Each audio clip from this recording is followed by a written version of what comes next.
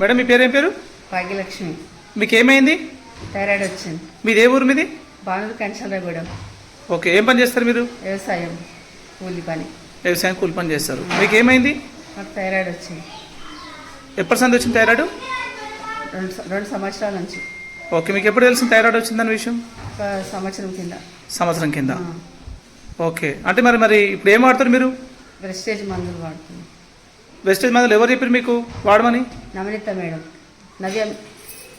నవనీత madam చెప్పిందా? ఏమని చెప్పింది?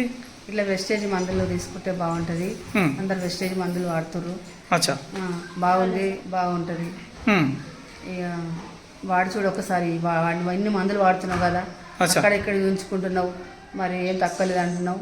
ఈ ఒక్కసారి ఇది కూడా మందులు వాడి చూడు, చూస్తే తక్కువటే వాడదావు, ఒక 3 నెలలు వాడి చూడు అన్నది. సరే అమ్మ అని ఆమె దొరుకుని వచ్చి మందులు ఇప్పించింది.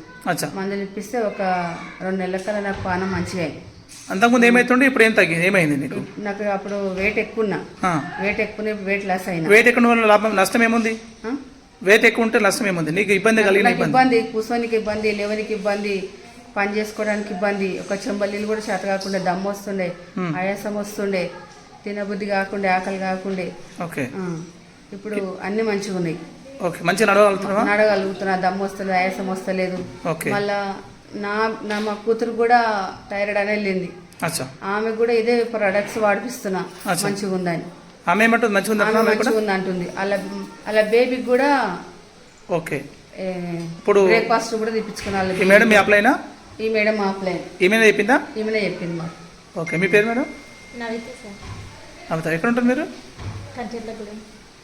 ఓకే, కంచర్లగూడెం ఉంటారు. మేడం చెప్పడం ద్వారా మీరు వాడుతున్నారు.